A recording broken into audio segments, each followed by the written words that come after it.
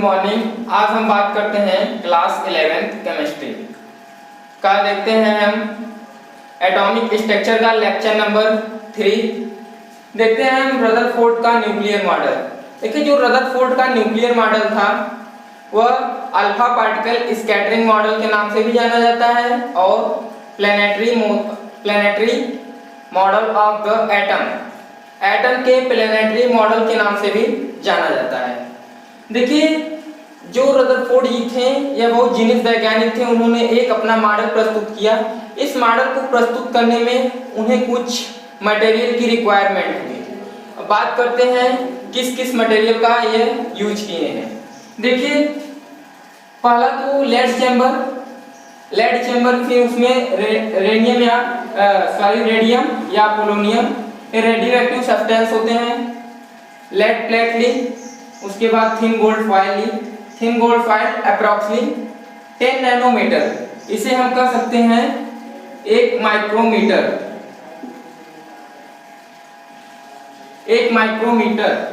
भी कह सकते हैं इसे हम। अब इसके बाद जिंक सल्फाइड की स्क्रीन ली। अब इन्होंने यही मटेरियल क्यों लिया, क्यों दूसरा मटेरियल ले सकते थे। इन्होंने यही मटेरियल इसलिए लिया ताकि, देखिए, लेड चैम्बर इसलिए लिया क्योंकि जो रेडियम और पोलोनियम अल्फा पार्टिकल एमिट करते हैं, मतलब रेडियम और पोलोनियम इतने अधिक सक्रिय होते हैं, उसे कंसंट्रेट रखने के लिए उन्होंने लेड चैम्बर का प्रयोग किया।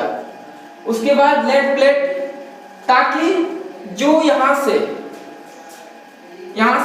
अल्फा कण की बमबारी की जाए थिन गोल्ड फॉइल पर, इनके बीच की डिस्टेंस को सुव्यवस्थित करने के लिए, मतलब यहाँ से जाए तो कहीं दूसरे दिशा में न डेविएट हो, मतलब विचलित कहीं दूसरे दिशा में न हो, इसे व्यवस्थित करने के लिए इन्होंने बीच में एक लेड प्लेट लगा दी।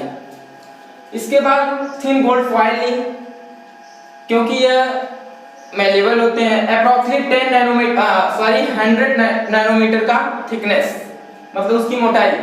इसके बाद जिंक सल्फाइड की स्क्रीन ली, ताकि जो अल्फा पार्टिकल या बीटा पार्टिकल या गामा पार्टिकल जिंक सल्फाइड की स्क्रीन पर पड़ते हैं तो वहां पर लाइट क्रिएट होती है, मतलब चमक उत्पन्न होती है।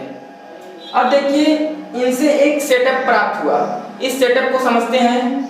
देखिए, यहाँ पर इन्होंने लेड चैम्बर लिया, इसके बाद यहाँ लेड प्लेट ली, थिन गोल्ड फॉइल लिया, ये स्क्रीन लिया। देखिए, जब यहाँ से लेड चैम्बर से रेडियम या पोलोनियम, ये रेडियो एक्टिव सब्सटेंस होते हैं, ये बहुत सक्रिय होते हैं और अधिक अल्फा पार्टिकल एमिट करते हैं। देखिए, जब यहाँ से अल्फा पार्टिकल एमिट होते हैं तो लेड प्लेट से होते हुए थिन गोल्ड फाइल पर पड़ते हैं। थिन गोल्ड फाइल से कुछ तो उन्हें क्रॉस कर जाते हैं, कुछ बाउंस बैक हो जाते हैं। देखिए, जो क्रॉस कर जाते हैं, फिर यहाँ पर हम इसे पूरे सेटअप को हम कोटेड कर देते हैं।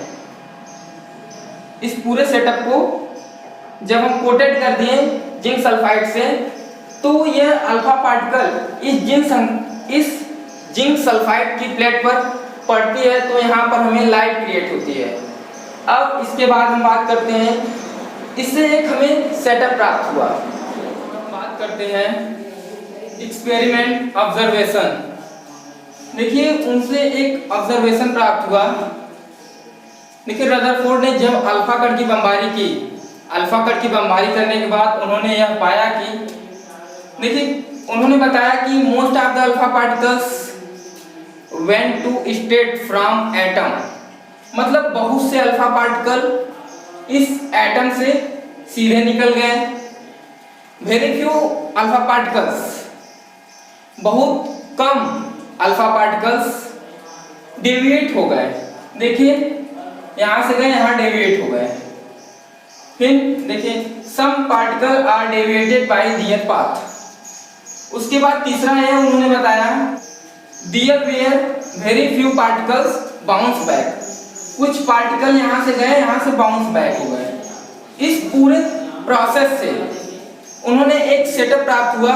इस सेटअप के द्वारा हम समझते हैं, इसमें जो 3 टॉपिक्स बताए गए हैं, कि most of the alpha particles went to state from atom, मतलब बहुत से अल्फा पार्टिकल सीधे निकल गए। क्यों निकल गए? इसलिए क्योंकि एटम का संपूर्ण भाग खोखला होता है।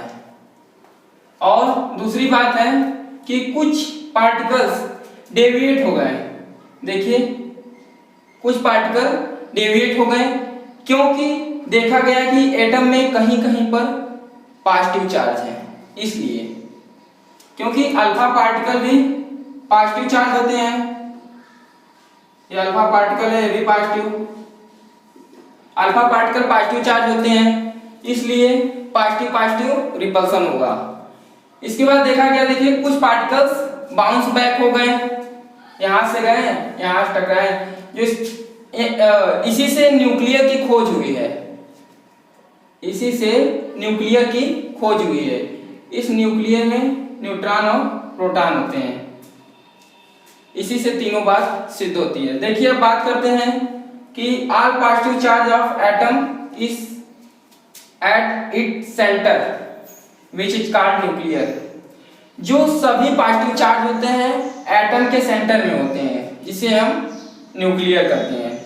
और radius of nuclear is 10⁻⁸ centimetre होता है।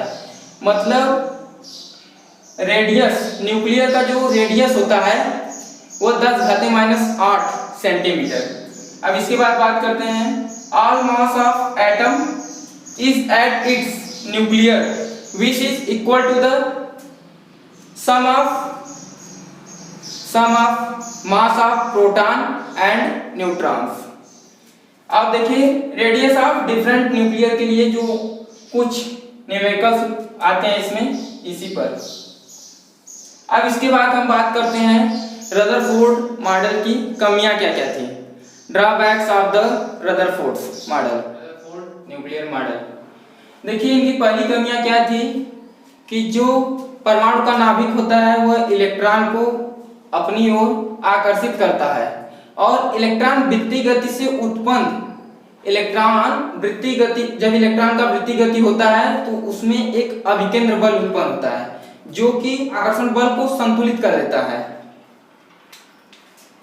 देखिए nucleus of atom attract the electron, मतलब जो परमाणु का नाभिक होता है वो इलेक्ट्रॉन को अपनी ओर आकर्षित करता है। इलेक्ट्रॉन की वृत्तीय गति से उत्पन्न अभिकेंद्र बल नाभिक के आकर्षण बल को संतुलित कर देता है। इसे mv²/r = qvb।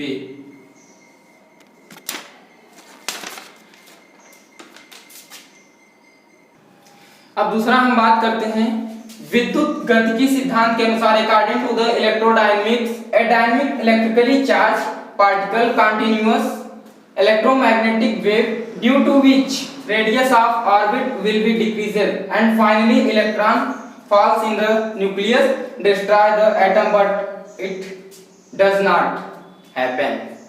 मतलब विद्युत गतिकी सिद्धांत के अनुसार एक गतिशील विद्युत आवेशित कण निरंतर विद्युत चुंबकीय तरंगों के रूप में ऊर्जा का उत्सर्जन करता रहता है, जिससे लगातार त्रिज्या कम होती जाती है। अंत में इलेक्ट्रॉन नाभिक में गिरकर नष्ट हो जाता है, परंतु ऐसा नहीं होता है। अब हम बात करते हैं चौथा, जो electron moving around the nucleus emit the continuous lights. मतलब न्यूक्लियस के चारों तरफ इलेक्ट्रॉन मूव करते हैं तो प्रकाश का उत्सर्जन करते हैं तो रदरफोर्ड का न्यूक्लियर मॉडल परमाणु के स्पेक्ट्रम सतत होना चाहिए, परंतु ऐसा नहीं होता है। देखिए spectrum of the atom must be continuous, actually spectrum of atom is not continuous, परंतु यह ऐसा नहीं होता है।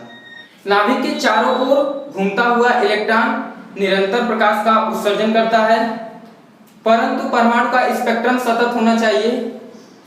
वास्तव में परमाणु का स्पेक्ट्रम सतत नहीं होता है। यही रदरफोर्ड के मॉडल की, न्यूक्लियर मॉडल की 3 कमियां हैं। अब इसके बाद हम बात करते हैं फेलर रदरफोर्ड मॉडल।